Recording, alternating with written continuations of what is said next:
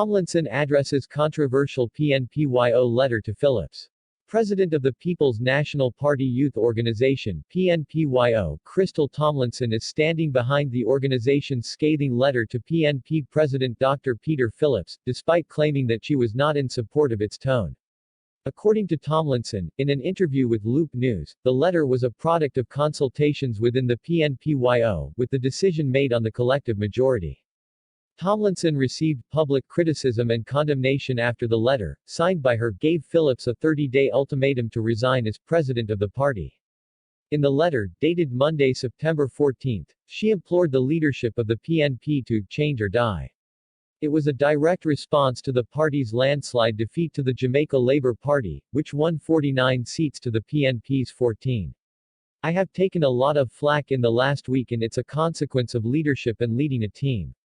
Part of collective responsibility is understanding that not all views that we agree to in the end are the views held by all, but it's a democratic process and the majority voice must be allowed to rule if we respect democracy.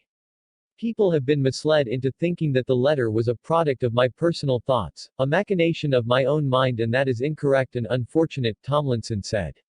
According to Tomlinson, a survey was done in the PNPYO's National Council and the letter reflected the views of the 100 members, which is still supported even after a meeting last Saturday.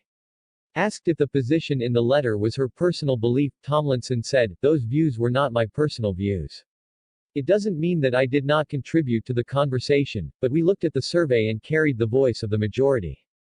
Tomlinson, however, said that she has no regrets of signing and sending the letter as the intent was to start change in the party, although it could have been written more elegantly, and in a softer tone.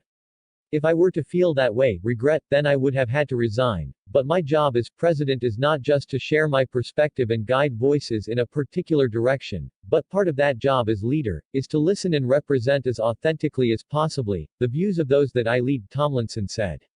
She said that she has, however, reached out to Phillips to have a meeting, which would be to correct some of the messages that are in the public domain and to make it clear that the letter was not a personal attack. According to Tomlinson, the PNPYO has not received a response from the party's leadership, although individuals within the party have voiced personal support for her and the stance taken by the youth organization. She said others have also criticized and denounced the position in the letter.